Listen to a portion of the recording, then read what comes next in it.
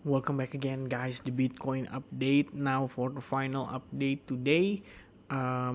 Bitcoin kita ngelihat pergerakan menjelang opening market tuh memang kadang-kadang suka menarik ya untuk dipantau karena tiba-tiba goyang dan lumayan signifikan. Tapi saya pikir di sini adalah kesempatan yang tepat juga untuk sharing sama teman-teman gimana pandangan saya menjelang opening market ini. Satu hal yang perlu diwaspadai adalah market dengan posisi volatilitas yang sangat rendah itu sebenarnya cukup mudah untuk digoyangkan oleh para market maker. Dalam artian saya cukup confident bahwa penggerak market di posisi saat ini, apalagi kita berbicara pada saat lagi holiday, lagi weekend, institutional itu rata-rata harusnya udah pada libur. Ya kita ngomongin mereka yang hedge fund, kemudian big investor, apalagi ya kita bilang corporations ya atau company, banking dan lain sebagainya. Ini entitas yang saya katakan istilahnya dengan big fund atau mereka-mereka dengan uang besar. Itu harusnya nggak akan istilahnya make a move di jam-jam seperti sekarang ini. Kalau kita lihat ini di waktu US itu harusnya udah sore ya, sore menjelang malam. Which is sebentar lagi kita akan masuk ke sesi Asia. Jadi opening sesi Asia itu harusnya sekitar jam 5 perhaps atau jam 4 ya. Di sesi Australia dulu dilanjut ke sesi Jepang. Dan itu sekitaran jam 6 harusnya ya. Jadi sebentar lagi kita masuk opening market, sesi Asia akan ada activity dari sisi stock marketnya. Dan biasanya itu harusnya memberikan pengaruh ya. Makanya kalau teman-teman perhatikan, biasanya Bitcoin menjelang jam 6, jam 7 itu pada saat setelah weekend biasanya gerakannya lebay. Tapi sehari sebelumnya kayak Sabtunya atau Minggunya dari siang sampai sore sampai malam bahkan kadang-kadang flat cuma di situ-situ aja. Nah, menurut saya faktor yang pertama menjadi faktor penggerak untuk saat ini dari market maker. Kita bisa katakan market maker right now mereka bisa dengan mudahnya make money ya dengan ya either mereka shorting big position atau mereka long big position itu bisa ngegoyangin market. Sebab kita tahu retail investor itu lagi nggak aktif jam-jam seperti sekarang ini. Ya sebenarnya sih mereka lumayan cukup aktif ya karena mereka ada yang scalping, ada yang cari istilahnya pergerakan tipis ya. Kayak naik 100-200 dolar kan mantul nih, cuma mondar-mandir. Wah, ini beli di bawah, jual di atas, beli di bawah ya. Itu bisa dilakukan oleh para retail investor di jam-jam seperti sekarang ini karena volatilitasnya rendah. Tapi once market maker masuk, ya dibantai juga gitu loh. Kayak posisi sekarang saya cukup yakin ini dari beberapa jam terakhir ya atau bahkan menjelang ya tadi kita lihat sekitar jam 9 malam ya tiba-tiba kenceng nih geraknya ya spike ke bawah tapi kemudian dia balik naik ke atas. Nah ini kan berarti ada yang long di sini ya, ini mondar mandir nih, ada orang yang TP long, ada yang TP short, ada yang masuk short, ada yang exit long ya kayak gitu gitulah. Tapi in the end mereka yang keasikan akhirnya kena juga di sini. Jadi kayak terliquid and then boom ya harganya baru bergerak aktif gitu karena ada likuidasi di sana dan in the end kita tahu yang nge-buy karena terkena likuidasi otomatis kan posisinya harus di close dengan sell short ya. Kalau kamu open buy long berarti harus exitnya dengan sell short dan sell short berarti menambah beban supply, istilahnya mengurangi demand pada market dan akhirnya menyebabkan harga kembali tertekan turun lebih jauh. Oke, nah sejauh ini seperti itu yang saya lihat terjadi untuk saat ini, which is sebenarnya nggak terlalu valid untuk kita katakan bisa mempengaruhi price action secara keseluruhan. That's why saya mungkin akan ajak teman-teman untuk update-nya di weekly dan daily.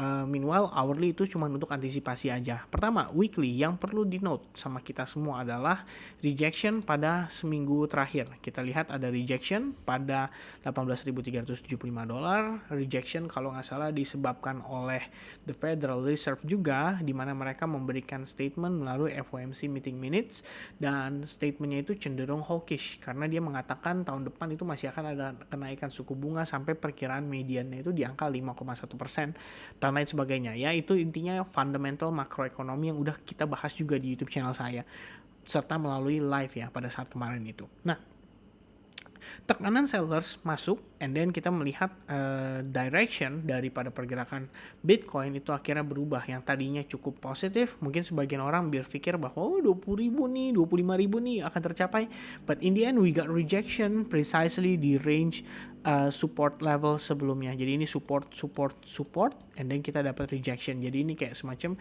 support becomes resistance. Dan menariknya adalah untuk seminggu ini sebetulnya pergerakan kita tuh cenderung sideways aja, dan saya sekali lagi katakan ini cukup dimaklumi sebab kita sudah memasuki holiday season.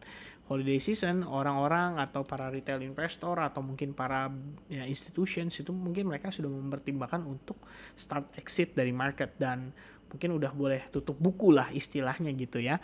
Dan sekarang kita ngelihat sebenarnya terbentuk sideways tapi dari market yang low volatile.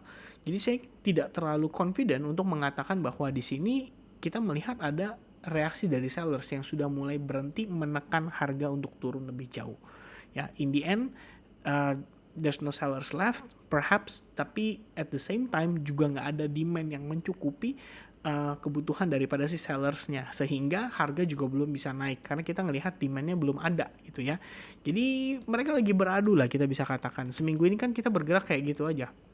Tapi yang menjadi satu pertimbangan saya adalah once kita ngelihat big candle di sini ya, itu terjadi kalau nggak salah efek dari news juga, saya lupa to be exact newsnya apa. Tapi yang pasti ketika bullish engulfing itu terbentuk, saya mendapatkan semacam pertimbangan atau situasi di mana kita bisa ngelihat mungkin ini adalah ABC corrective pattern yang belum selesai. Ya, jadi kita masih bisa ngelihat ada penguatan lagi atau relief rally masih bisa terjadi sekali lagi untuk kita tes ke wave C-nya dia.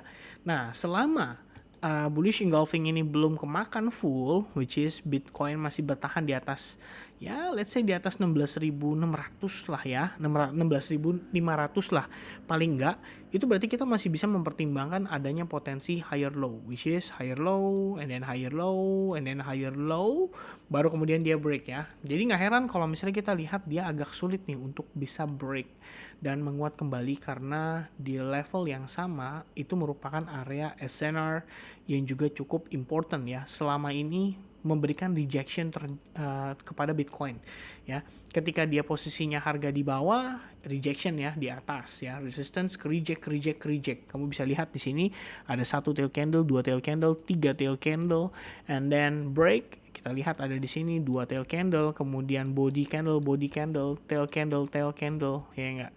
And then kayak fake out, which is balik lagi, dan body candle to body candle berarti. And then tail candle, one more tail candle pada lowest price tanggal 12 Desember. And then break ke bawah, sekarang berubah ya, tail candle, body candle, and then tail candle. Begitupun sekarang ya posisi kita.